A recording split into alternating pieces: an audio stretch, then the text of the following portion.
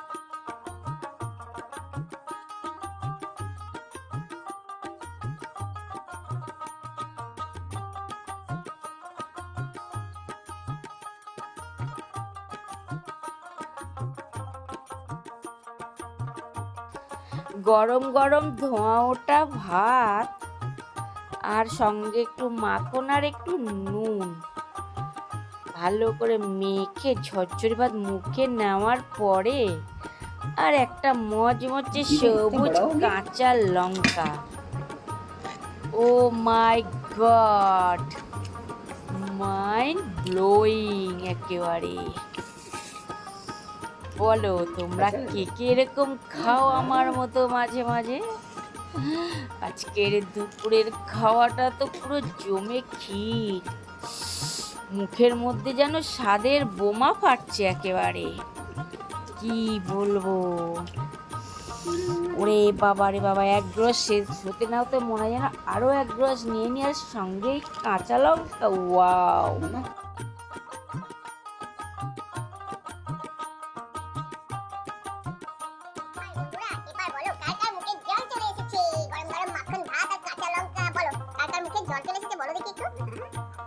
আর কার কার এরকম খেতে ভালো লাগে অবশ্যই একটা কমেন্ট করে জানিয়ে দিও, কেমন?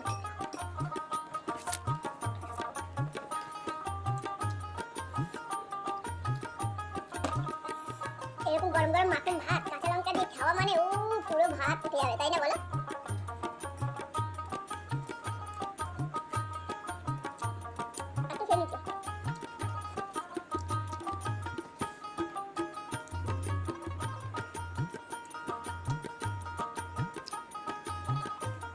আর কিছু লাগবে না, এই যে আপনি কিছু লাগে বলো।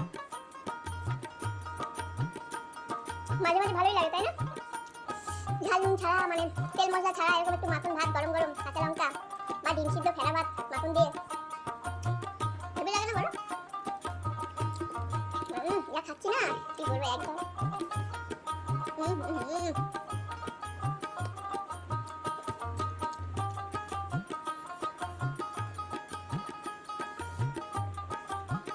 মাঝে মাঝে আমি এরকম করে খাই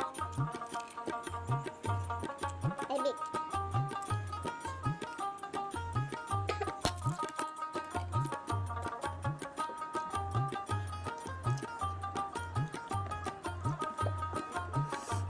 কারটা ভালো লাগে এরকম খেতে অবশ্যই কমেন্ট করে জানাবে কিন্তু আমাকে, কেমন?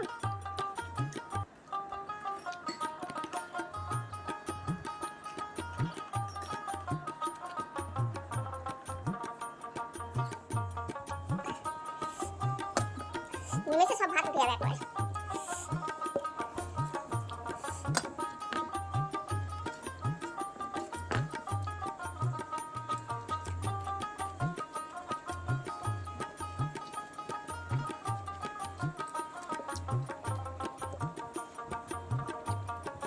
দেখো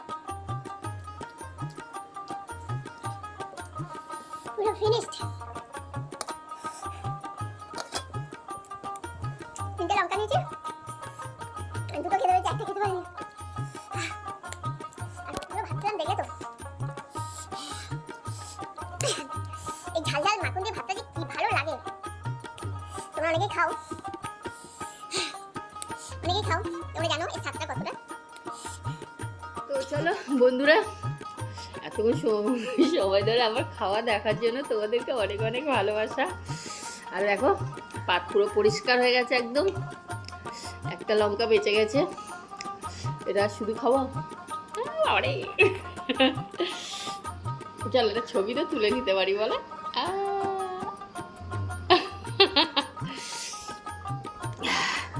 তো চলো এবার রাখি, সবাই ভালো থেকো, সুস্থ থেকো। আর আমার মাখন দিয়ে গরম গরম ভাত খাওয়াটা তোমাদের কেমন লাগলো, কার কার মুখে জল চলে এসেছে আর কার কার করে খেতে ইচ্ছা করছে অবশ্যই একটা কমেন্ট করে জানিও আমাকে। আর কালকে আবার একটা নতুন নিটিং শো নিয়ে চলে আসবো, একটা নতুন খাবারের স্বাদ। তো ততক্ষণের জন্য সবাই ভালো থেকো, সুস্থ থেকো। আর আমার চ্যানেলটাকে সাবস্ক্রাইব করে পাশে থেকো। যারা নতুন বন্ধু আছো তাদেরকে বলছি, প্লিজ আমার চ্যানেলটা এখনও যদি সাবস্ক্রাইব না করে থাকো তো আমার চ্যানেলটাকে সাবস্ক্রাইব করে আমার পাশে থেকো।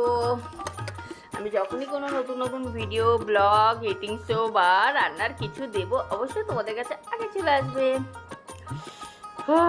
কি ঝাল লাগছে এবারে, ঝাল লাগতে পারে কিন্তু মুখে যে একটা টেস্ট লাগছে, একটা ভালো লাগছে না, তোমাদেরকে কি বলবো। কালকেরও এরকম একটা নতুন রেসিপি নিয়ে খাবো না, দেখবে সারপ্রাইজ কি খাবো কালকে, দেখবে তোমাদেরও তখন তোমরা থাকতে পারবে না, স্বামী স্বামী খাবার নিয়ে বসে পড়তে হবে। তো চলো বন্ধুরা, সবাই ভালো থেকো, সুস্থ থেকো। আর এইভাবেই, ও বাবা হাত থেকে ফোনটা পড়েই যাচ্ছে, আর এইভাবেই তোমরা আমার পাশে থেকো। টাটা, আবার দেখা হবে কালকের একটা এই টাইমে একটা নতুন কিছু নিয়ে।